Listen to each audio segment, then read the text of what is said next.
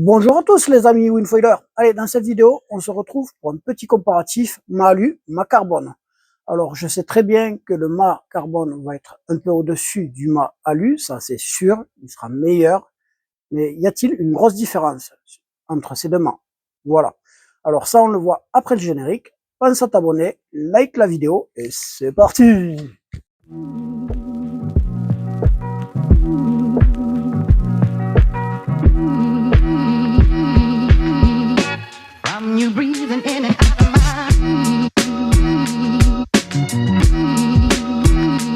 Allez, c'est parti les amis Winfoiler. Je vais vous présenter ce combat. À ma droite, le mât alu V2 de chez Gong, qui mesure 85 cm. Et à la pesée, il fait 2,713 kg.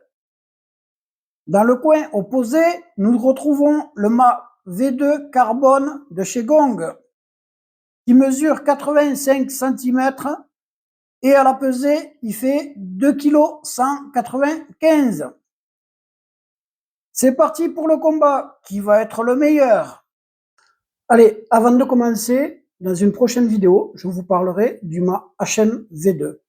Des aspects méconnus qui pourraient bien vous faire changer vos perspectives sur le mât HM. Allez, on reprend ce comparatif. V2 alu, V2 carbone.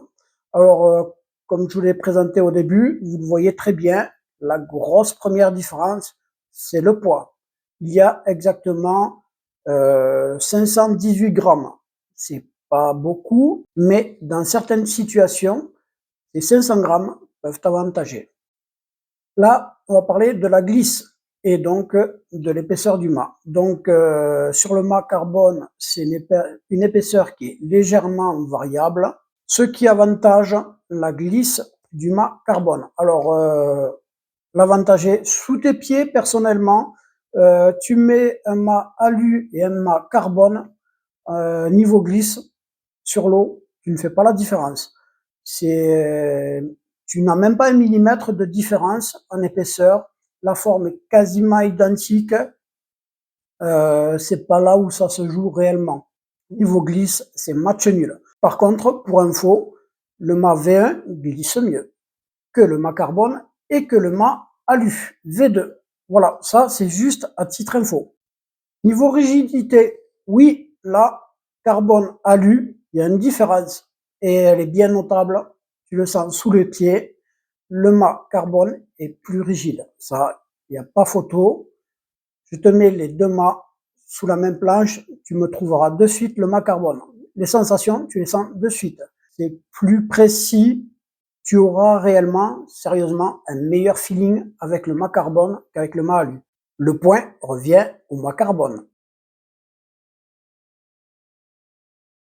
La durée théorique de vie d'un mât alu est environ de 10 ans, contre une durée plus importante pour un mât carbone. Et en réalité, c'est tout l'inverse. Le mât alu a une durée de vie plus longue que le mât carbone, tout simplement parce que le mât carbone a été conçu pour les performances et pas pour la durabilité. Voilà. Donc, en réalité, un mât carbone a plus une durée de vie de 5 ans et je ne prends pas en compte l'obsolescence programmée, bien sûr.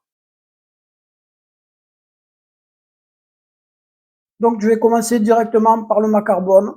Tu n'as quasiment pas d'entretien, à part un entretien visuel. Donc, de temps en temps, il faut que tu contrôles ton mât, que tu fasses le tour, que tu le regardes de très très près, si tu n'as pas de micro-fissure. Ça arrive.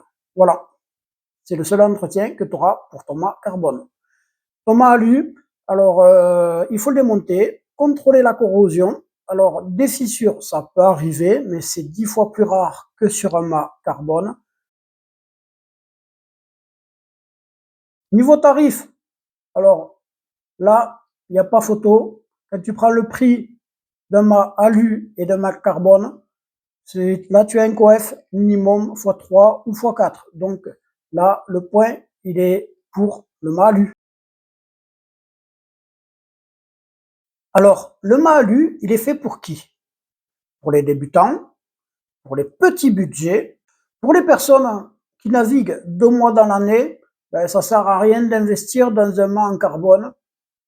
Avec un mât alu, ça fait le taf. Et aussi, pour les petits gabarits, les personnes qui font 50 ou 60 kilos, eh ben, sérieusement, tu sens moins la différence. Je pense qu'on a fait le tour. On passe au mât carbone. Le mât carbone, il est fait pour qui? Réellement, pour les pros, les mecs qui cherchent la performance. Pour le pumping, réellement, moi je trouve une grosse différence.